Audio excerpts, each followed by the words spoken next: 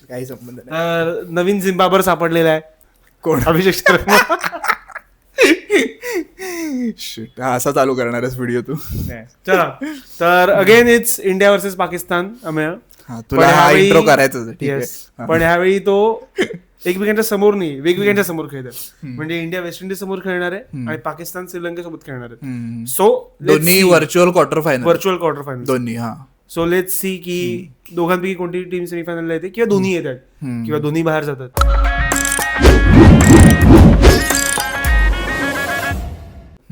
तुला काय वाटतं? काय नाही, पाकिस्तान आय गेस बाहेर जाईल माझ्या मते तरी. तुला वाटतं श्रीलंका येईल. लास्ट मॅच श्रीलंका खूपच वाईट खेळली. त्यांना 60 ते 70 रन्सने जिंकायचे किंवा रन चेस 13 का 14 ओव्हर मध्ये संपवायचं पाकिस्तानला.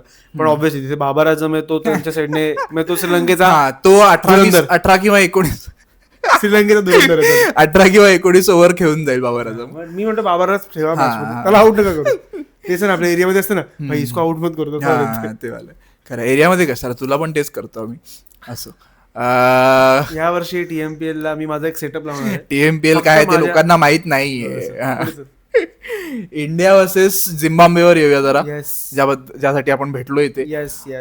झिम्बाब्वे बरोबर आय गेस काय म्हणतात इझिली जिंकलो आपण. पण जे आपले बॅट्समन आफ्रिका अगेन्स्ट फसले होते ते सगळे झिम्बाब्वेच्या पुढे झिम्बाबर झाले आणि खेळलेत. पण तरी मला फुल पोटेन्शियलला बॅटिंग झाली असं, जरी 250 रन झाले असतील तरी फुल पोटेन्शियलला बॅटिंग झाली असं नाही वाटत मला बघून.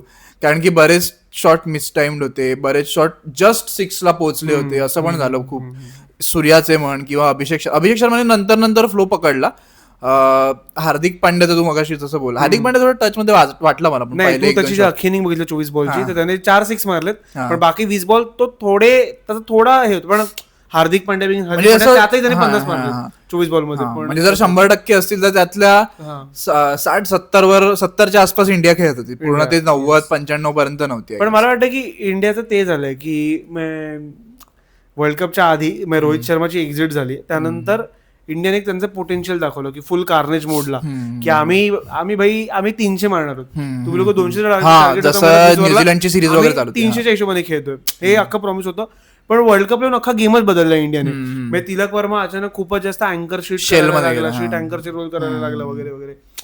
सो मला असं झालं की इंडियाने खूपच अप्रोच बदलला वर्ल्ड कपला येऊन. आणि आता फायनली झिम्बाब्वेची मॅच अशी वाटली मला की ज्यात इंडिया त्या नोटला खेळते की आम्ही 200च्या वर जाणार, 300 आम्हाला मारायचे. सो तुला एकंदर असं वाटत नाही की इंडियाने जरा त्यांचा जो काही कोर प्लॅन होता आधी ठरलेला तो इंडियाने खरंच स्विच केलं? ऍक्च्युली तो इंडियाचा नव्हता, तो स्टार स्पोर्ट्सचा प्लॅन होता, बाकी कोणाचा नव्हता. नाही पण इंडियाने पण इन जनरल टेम्पलेट सेट केलं ना. सूर्या बोलायचा पण की आम्ही अग्रेसिव्हली किंवा आम्ही फ्रॉम बॉल वर अटॅक करू वगैरे, ते सगळं होतं. पण आता या वर्ल्ड कप मध्ये नाही, समोरच्या टीमने पकडलं पण आहे. आणि प्रॉब्लेम काय आला या वर्ल्ड कपला की ज्या छोट्या टीम आहेत त्या अचानक चांगल्या खेळायला लागल्या, राईट. सो तुला तेवढं स्वतःला प्रोटेक्ट करून खेळणं गरजेचं वाटतं असं मला वाटतं की भाई नेदरलँड येऊन पण गाण मारून जाऊ शकते. बरोबर. ते आता तसं झालंय. इव्हन झिम्बाब्वे बरोबर पण तो ब्रायन बेनेट खेळून गेलास की 97 मारले त्याने आणि त्याने मस्त. आणि तो पूर्ण टुर्नामेंटच चांगले खेळतोय, त्याचे शॉट्स आणि त्याची बॉलिंग पण चांगली. एकच इनिंग त्याची कोणती तरी फ्लॉप गेली, 5 की 6 रन्स मारले. आणि तो स्लॉगर नाहीये. आमिर जसं म्हटलं अभिषेक शर्मा बद्दल तसं नाही, तो खरंच स्लॉगर नाहीये. आणि तो प्रॉपर क्लीन शॉट्स मारतो. आणि शेवटच्या वेळेला पण दुबेलाच्या पद्धतीने मारलं म्हणून किंवा त्या आधी पण मी दुबेला मारलं त्यामध्ये. पण फायनली इंडियाला प्लॅन्स मध्ये कळलेलं की दुबे हा बॉलर नाही, दुबे हा बॅकअप बॉलर नाहीये तुमचा. आणि तो भरकटला की भरकटतो रे, वाईट टाकायला लागतो, नो टाकायला लागतात. इव्हन लास्ट टू लास्ट मॅचला पण तो भरकटलेला, त्याला कोणाची विकेट मिळाली, तो प्रॉपर घाबरतो. प्रॉपर घाबरून बॉलिंग टाकतो तो. तर त्याला विकेट मिळाली. कधी दुबे आपल्याला पॉडकास्टवर येईल, जर फक्त बॉलिंगवर जज करायचं झालं तर तो पॉडकास्टवर येईल. दुबे खूपच चांगला बॉलर. दुबे माझ्या हार्दिक पांड्याच्या बेटर ऑलराऊंडर आला पाहिजे पॉडकास्ट. आणि येईल पण अंधेरीच आहे आपला पोरगा. अंधेरीतून पण बरेच लोक आपल्याकडे येत नाहीत, पण ठीक आहे. खरं नाही, एक माणूस आला ना भाई, पप्पा आला भाई, आपला सगळ्यात मोठा कॉन्टॅक्ट. असो. आणि काय झिम्बाब्वेवाली मॅच जिंकायचीच होती काही करून. आणि थँक्स टू साऊथ आफ्रिका आता नेट रन रेट हे इक्वेशनच्या बाहेर गेलेलं आहे. आता आपल्याला मी रात्री शिव्या घालत होतो की काय इंडिया फालतू खेळते, त्यांना कळत नाही का की 70 रन जिंकायचं वगैरे. नंतर मला आठवलं अरे दुपारी ऑलरेडी दुपारी झाले. हा नाही माझं पण झालं. मी बोललो की 70 असे का मग? दुबईला का over देतात? मला असं झालं. माझं सर की 77 जिंकायचं होतं, 70 वर आता लढे लागले. पण मग तेच आहे की वेस्ट इंडिज हरलेली. Already ते equation झालं होतं. हा वेस्ट इंडिज हरलेली. आणि वेस्ट इंडिज आय गेस पुन्हा तेच आहे की वेस्ट इंडिज थोडं टू द पोटेन्शियल पूर्ण खूप वेळेसाठी नाही खेळू शकत, हे परत एकदा दिसलं. पण वेस्ट इंडिजचं तेच आहे, मला वाटतंय की ते त्यांच्या गिव्हन डे वरती ते काय करतील यू कांट प्रेडिक्ट. म्हणजे जसं की त्यांच्याकडे एक हेटमायर आहे, एक रावमिन पावल आहे, हे दोघं जर खेळले त्यांच्या पोटेन्शियल तर ते अख्खी मॅच उडून देतील. जसं आपल्याकडे बुमरा आहे, पण मला ते हेटमायर बुमराला नेगोशिएट करतो बरं, पावेलचं मला माहित नाही. आणि पावेल नाही तेवढा चांगला बॅट्समन नाही, तो स्लॉगर चांगला आहे पण बॅट्समन प्लेअर. हा पण बुमराला खेळून जाईल एवढा आणि इव्हन नाही. बेटर बॅट्समन आहे त्याच्यापेक्षा. आणि तुला जसं लक्षात असेल की हेटमारच्या नवीन आला होता तेव्हा तो जे खेळायचा, मला ते हेटमारला ते बघून आठवलं, त्याचे जुने दिवस आठवले हेटमारचे. सो हेटमार चांगला आहे. पण जुने दिवस आठवले आम्हाला नाही आठवले, आम्ही बघितलेच नाही ते दिवस कधी. 2016 वेळाचं T20 वर्ल्ड कपचं. पण T20ला वेस्ट इंडिज नेहमीच मला चांगली टीम वाटते. हा आता रिसेंट पास मध्ये नव्हती ऑब्व्हियसली, पण बघशील तर त्यांचे जे मेन त्यांचे की प्लेयर्स होते कोणते, पुरन म्हण, पोलार्ड झाला रिटायर झाला होता, पण हे सगळे सोडून गेले ते चांगले खेळतात. म्हणजे तू विचार कर ना, माझ्या शाय होपची कॅप्टन्सी जो की टेस्ट आणि ओडीआय साठी ओळखला जातो, T20 मध्ये बरा खेळून जातो. किंग पण इव्हन ब्रँडन किंग प्लस आता त्यांच्याकडे खाली होल्डर आहे. म्हणजे होल्डर त्यांचा एक चांगला फिनिशर आहे. होल्डर आमच्या लहानपणापासून खेळतो, तो खेळतोच. आणि रदरफोर्ड खूप चांगला, ऍक्च्युली रदरफोर्ड खूप डेंजरस बॅट्समन माझ्यामध्ये. सो मला वाटतं की नाही शर्फेन रदरफोर्ड. तर शर्फेन रदरफोर्ड. तर मला असं वाटतं की वेस्ट इंडिजच्या मॅच मध्ये तुला की थ्रेट्स काय आहेत इंडियासाठी, कोण आहेत समोरच्या टीम मधनं? हेटमायर ऑब्व्हियसली, आणि त्यांची ओपनिंग जोडी ब्रँडन किंग आणि तो. पण मला वाटतं की ते ठीक आहेत. मला तर तू बोल हेटमार जसं वाटतं वाटतंच, पण मला रदरफोर्ड खूप मोठी थ्रेट वाटतो, मोठा थ्रेट वाटतो. आणि त्यांच्या बॉलिंग मध्ये एक प्लेअर आहे गुडकेश मोठी, आणि तो एक बॉलर आहे अकिला हसन त्याचं काय नाव, हसनेन. सो मला वाटतं की गुडकेश मोठी, मला वाटतं की खूप मोठा थ्रेट आहे, कारण तो लेफ्ट आर्म तो बॉलर आहे की नाही ऑस्ट्रेलिया ज्याने गाजवलेली, शेमार जोसेफ नाही पहिली मॅच खेळलेला वाटतं. तो आहे का? तो आहे, तो आय गेस आहे, तो वर्ल्ड कपला बघितलेलं तरी आहे. कारण त्यांच्याकडे शेफर्ड वगैरे पण सगळे, तर ते त्याची टीम तर की नाही मला माहित नाही. पण मला वाटतं की वेस्ट इंडिजचं तेच आहे, ते त्यांनी 16च्या वर्ल्ड कपला दाखवलं होतं इंडियाला. त्यांनी 190 असे चेस करून दाखवले आपल्याला. असं आपलं की काय संपली मॅच, त्या मॅच मध्ये इंडिया आलीच नाही. त्यात 2 नो बॉल्स पडले होते वगैरे झालं होतं. पण वेस्ट इंडिज मला वाटतं की नेहमीच अनप्रेडिक्टेबल टीम आहे खूप जास्ती, जस्ट लाईक पाकिस्तान. खरं. आणि पाकिस्तान पण आता पाकिस्तान अनप्रेडिक्टेबल आहे की हे लोक हरणारच. आधी ते अनप्रेडिक्टेबल असं just because of one man. अरे बाबर बाय मागच्या वेळेला पण हगलाच होता, 24 बॉल 25 केले. त्याने एक शॉट मारायला गेला कोहली सारखा, पण मग ते ऑफ स्टंप उडाला त्याचा. 24 बॉल 25 त्यांनी त्या दिवशी पण केले. सो पाकिस्तान मेजरली त्याच्यामध्ये स्ट्रगल करते. सो तुला वाटतं त्याला बसवतील किंवा बसवलं पाहिजे असं वाटतं तुला? बसवणार एक. तू किती पूर्व पुण्यावर तू किती काळ जगणार ना. एका पॉइंटला सचिनला पण सांगितलंस की संदीप पाटील सचिनला बसवायची हिंमत कोणाची नव्हती. पण त्याला सांगा की भाई बस, ते ठीक आहे, ते कसं ते ऑफ द रेकॉर्ड आहे. आणि त्याच्यासून त्याने सांगितलंय. आता काही सांगू शकतो ना संदीप पाटील, मी पण म्हणू शकतो मी एकदा सचिनला बँड्रात भेटलो की त्याला म्हटलं, कोण विश्वास ठेवणार आहे? त्याने सचिनला सांगितलं, त्याचं म्हणणं आहे.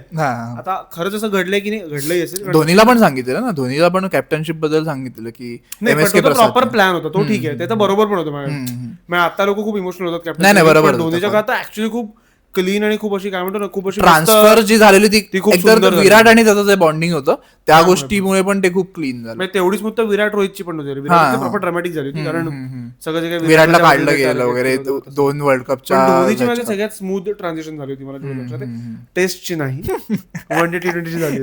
हेटर असं झिम्बाब्वेच्या मॅचवर येऊया थोडं. सूर्याने किती मारले? 13 बॉल 33 मारले. पांड्याने येऊन 23 बॉल 50 मारले. आणि the main man Tilak Varma 16 ball 100 सायकेटला खेळत होते किती दिवस, त्याने 200 सायकेट दाखवला. 16 बॉल 44 खेळून गेलाय तो. आणि 300चा strike almost. So I guess तिलकला कोणी, पण हार्दिकने परवा पण तेच केलेलं आहे, तरी तिलकची हाफ सेंचुरी होऊ दिली नाही. हार्दिकला दुसऱ्यांचं भलं बघवत नाही, स्वतःचं भलं करत चाललंय. पण तो बघतोस की नाही, खरं महक आ रही है मुझे. अरे हा बस. त्याची काल एक पोस्ट व्हायरल झालेली की त्याची आधीची गर्लफ्रेंड कोण होती, तिचं नाव काय होतं, नताशाच होतं का, असं काहीतरी नाव होतं ना, विसरलो. सॉफी असं काहीतरी नाव होतं. हा, तर तिचा त्याने फोटो टाकलेला व्हॅलेंटाईन्स डेला. 2020ची पोस्ट होती, माय व्हॅलेंटाईन फॉर लाईफ.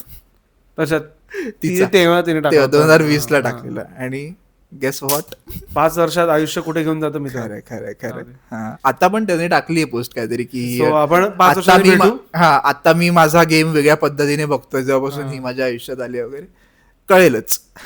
पण मला हार्दिक पांड्याचं वाटतं की तो विराट कोहली आपल्याला वाटला होता स्टार्टला जसा असणार आहे, तो हार्दिक पांड्या निघाला की त्याच्या जे मनात येईल तो बोलत गेला. विराट कोहली एका थोडा डिप्लोमॅटिक झाला, पण हार्दिक पांड्या कधीच डिप्लोमॅटिक. पण आय गेस तू कॅप्टन झाल्यानंतर ते तुला करावंच लागतं. विराट चुकीचं नाही, विराट बरोबरच आहे. उलट आता जास्तच जरा हे झाला तो आता की मला विराट पटत नाही फार. मला जुना विराट परत पाहिजे. तो गळ्यात तुळशी माळ वगैरे घालून ते सगळं ठीक आहे, काही बोलतो. अग्रेशन कमी झालंय त्याचा मला प्रॉब्लेम आहे. नाही, मी काय कॉन्टेक्स्ट म्हणतोय की त्याने एका पॉइंटला एका काळी त्याच्या करिअरमध्ये स्टेटमेंट दिलं की डू आय लुक लाईक पूजा पाठ, त्यावरून तो इथे आला असं मी म्हणतो. रे बाकी माझं काही म्हणणं नाही, बाकी तू कोणत्याही बाबाकडे जा, काही कर आणि कोणी काही करा, देश स्वतंत्र आहे आपला. बरोबर आहे. हा, पण आता पॉडकास्ट असेल की नाही मला माहिती. असेल ह्याच्यापेक्षा जास्त खूप काय काय गोष्टी बोलून झाल्या असतो इथे. मी तर नाही कधी बोललो. तर पण तू बघशील तर ओव्हरऑल वर्ल्ड कप मध्ये जसं कॅम्पेन झालं झिम्बाब्वेचं, व्हेरी प्रॉमिसिंग कॅम्पेन. त्यांचे प्लेयर जसं की सिकंदरच आपल्याला माहिती आहे, जुना आहे. हा जो ब्रायन बेनेट आलाय तो, टेलर इंजर्ड झाला त्यामुळे तो इन टीम नव्हता. टेलर खेळायला पाहिजे होता. हा, टेलर मला खूप आवडता प्लेयर. आणि तो झिम्बाब्वेचं जे आपण जनरेशन बघितलं त्यात माझा आवडता प्लेयर टेलर होता. एक तैबू एक होता जो गेला, पण टैबू मला त्याचं अंडर 19चं नाव खूप मोठं होतं, तेवढं तो मोठा प्लेअर नाही झाला. पण टेलर तर मला वाटतं खूप भारी प्लेअर होता. बरोबर. आणि ते शॉन विलियम्स, अजून तो एक टेलर बुमराला खूप चांगला खेळला. क्रेग इरवाइन नावाचा प्लेअर होता, क्रेग इरवाइन, ते सगळे खूप भारी होते. मधला तो झिम्बाब्वेचा बॅड पॅच आला होता, त्यात त्यांनी टीम सांभाळली होती. सॉरी, टेलर बुमराला वगैरे पण चांगला खेळला. वर्ल्ड कप नव्हता बुमरा, त्यात त्याने सेंचुरी मारली होती इंडिया अगेन्स्ट. आणि झिम्बाब्वेच्या खाली जायला थोडं त्यांचं गव्हर्नमेंट पण तेवढं गव्हर्नमेंट आणि गव्हर्नमेंटच मध्ये तर त्यांचं इंटरनॅशनलचं स्टेटस पण काढून घेतलेलं आयसीसीने, कारण की गव्हर्नमेंट इन्व्हॉल्व्ह झाली. सो इंडियाची गव्हर्नमेंट नाही होत असं आपल्याला वाटतंय. असो. आणि काय, हा, तर मग झिम्बाब्वेने इन जनरल प्रॉमिसिंग कॅम्पेन खूप होता. इव्हन हा तो ब्रायन बेनेट आहे, तो सेकंड इन द लिस्ट आहे मोस्ट रन्सच्या. त्याने या वर्ल्ड कपला 277 मारले. आणि नंबर 1 ला कोण आहे डॉक्युमेंटरीचा हिरो साहेबजादा फरहान, खरोखर नंबर 1 ला. आणि तो विराटचा रेकॉर्ड तोडू शकतो. त्याने 36च्या वर रन्स मारले, तर तो विराटला मागे टाकणार आहे. विराटचे 319 रन्स आहेत हायएस्ट आतापर्यंत वर्ल्ड कप मध्ये. साहेबजादा फरहान त्याचा रेकॉर्ड तोडू शकतो. झालं मग ऑस्कर विनिंग परफॉर्मन्स. मग फीचर्स मिळाले. पाकिस्तानमध्ये ड्रामा सिरीज येईल आणि एखादं गाणं पण असेल, फुल कव्वाली बिवाली असेल. फवाद बरोबर, फवाद खान त्याचा बायोपिक बायोड्रामा असं. पण या वर्ल्ड कपला आय गेस इंडिया माहित नाही, जेवढा प्रॉमिसिंग स्टार्ट झालेला तेवढा मला इफेक्टिव्ह नाही वाटत आहे. जेवढे प्रॉमिसिंग वर्ल्ड कपच्या आधी होते. हा, तेच म्हणतोय की ते जे असतं की भाई फायनल तर आपलीच आहे, म्हणजे जिंकण्याबद्दल नाही, ऍटलीस्ट फायनलला पोहोचेपर्यंत तरी इंडिया आहेच. पण आता उद्याची मॅच जी आहे ती खूप क्रुशल आहे. आणि मला असं वाटतं की कदाचित इंडिया जिंकेल पण आणि जाईल पण पुढे. मला वाटतं की तेवढं ठीक आहे. आपण कदाचित वेस्ट इंडिज एका पराभवामुळे आपण खूप असं जजमेंटर होतं, पण माहित नाही ओव्हरऑल कदाचित आपल्याला कसं काहीतरी थोडं ऑफ आहे आपल्याला असं जाणवतंय. हा, बॅटिंग मध्ये खास करून. पण तुला हा वर्ल्ड कप कोण अदर दॅन इंडिया, तुला कोणती टीम जिंकली तर आवडेल हा वर्ल्ड कप? आवडेल साऊथ आफ्रिका किंवा वेस्ट इंडिज. ऍक्च्युली माझं ह्या वर्षीचं मत जरा लंकेसाठी होतं. त्यांनी ज्या प्रकारे ऑस्ट्रेलिया वगैरे हरवलं होतं, पण नंतर मग दाखवलं किती वर्ष कुठे होते. आणि थोडी फायनान्शियली मला असं बघून भीती वाटते ह्या वर्ल्ड कपला. इंग्लंड नेते वर्ल्ड कप ते जसे अचानक खेळायला लागलेत ना, कारण ते ऍक्च्युअली खूप गू खेळत होते आधी वर्ल्ड कपला. किंवा मे बी श्रीलंकेत ते चांगले खेळतात, इंडियातून ते परत हरायला लागतील. कारण आधी वर्षी आउट अँड आउट इम्पॅक्ट काय म्हणतो ना, इनइफेक्टिव्ह बॉलर वाटतो सुरुवातीला. पण आता तो खूप चालतोय. इव्हन ब्रूक आणि बटलर वगैरे पण आता बरे घेतात. बटलर शून्यालाच गेलाय काल. ब्रूक तर म्हणजे त्याने वन मॅन शो दिलेला मॅचला. सो मला इंग्लंडची जरा भीती वाटते. पण आय वॉन्ट, जसं तुला वाटतं तसं मला वाटतं की वेस्ट इंडिज नको, कारण त्यांनी 2 वर्ल्ड कप जिंकलेत. आफ्रिकेने हा वर्ल्ड कप जिंकावा, किंवा न्यूझीलंडने तरी. न्यूझीलंड पण पण ते उद्या आज ठरेल, कधी मॅच आज ठरेल ते, किंवा पाकिस्तान कोण आहे. पाकिस्तान तर बाहेरच आहे, ऑलमोस्ट बाहेर आहे येस, मला वाटतं. आणि त्यांनी नाही पण ते आज जिंकले त्या ज्या आपल्या कॅल्क्युलेशन तर ते जातील पुढे. असेल मग पुन्हा सेमीफायनल होणार, मग पुन्हा फायनल मध्ये पाकिस्तान. कंटाळा तुला नको आला, इंडिया पाकिस्तान, ठीक आहे, नको. कंटाळा आला. इंडिया साऊथ आफ्रिका केलं चांगली होईल मॅच जरा बघायला. बॉर्डरला भेटायचं. बस झाले इंडिया पाकिस्तान, इंडिया किती वर्ष अजून ते येस असो. सो संपायचंय, येस. तुझ्याकडे काही आहे? माझ्याकडे काय आहे, नाही माझ्याकडे तुझ्याकडे काही नाही. तर इंडियाने अजून एक डिसिजन घेतला, अक्षय पटेलला परत आणलं टीम मध्ये. आपला चांगला बघितला असेल कदाचित. Yes. आणि बिचारा रिंकू बाहेर गेलेला आहे. रिंकूचा घरी थोडा प्रॉब्लेम झाला, बाबा ऑफ झाले रिंकूचे. Yes Rinku, we are with you. आणि येस, आणि तुम्हाला सुद्धा काय वाटलं कालच्या परवाच्या मॅच बद्दल, झिम्बाब्वे बरोबरच्या? आणि इंडिया तुम्हाला खरंच तयार, मी काय म्हणतो ना, तेवढी प्रॉमिसिंग वाटते की नाही माहिती, पण यू नेव्हर नो. कारण इंग्लंड पण नव्हती वाटत प्रॉमिसिंग, खूप बारी केली अचानक चांगले खेळले, अगदी जसं क्लीन आले. म्हणजे जी टीम नेपाळ सोबत हरत होती आणि इटली सोबत हरत होती, पण ती मॅच ते लोक हरले असते ना तर फसली असती इंग्लंड पुढे, असं वाटतं. इटली सोबतची मॅच पण ते लोक हरणार होते. नेपाळ इटली सोबत हरून ते गेलेच ना कुत्र्यासारखे बाहेर, तर मजा दिसते. पण ठीक आहे, मला ती इंग्लंड तुला आठवते 11चा वर्ल्ड कप होता ज्यात इंग्लंड बांगलादेश सोबत हरली होती आणि कोणासोबत, आपल्याबरोबर टाय झालेली, आयर्लंड सोबत हरली होती. केविन ओब्रायनने सेंचुरी मारली. 15च्या वर्ल्ड कपला ते लोक पुन्हा ह्याच्यासोबत हरले होते, बांगलादेश सोबत. पण ओडीआय मध्ये इंग्लंड 8व्या नंबरला, तुला माहितीये का? 8व्या की 7व्या एक वर्ल्ड कप जिंकून इतके खाली गेले, वाईट अवस्थेत ओडीआय मध्ये ते लोक. सो तुम्ही सांगा आम्हाला की झिम्बाब्वे बरोबरची मॅच कशी झाली, इंग्लंड बद्दल काय वाटतंय, इंडिया प्रॉमिसिंग वाटते का T20 वर्ल्ड कप जिंकायला हा, आणि इंडिया पाकिस्तान होणार की नाही? Yes yes. आणि तुम्ही उत्सुक आहात की नाही ते सुद्धा आम्हाला कमेंट्स मध्ये लिहून सांगा. आणि लाईक करा, शेअर करा, सबस्क्राईब करा मांडीला खाजला, क्रिकेटवरचा पहिला मराठी पॉडकास्ट. येस.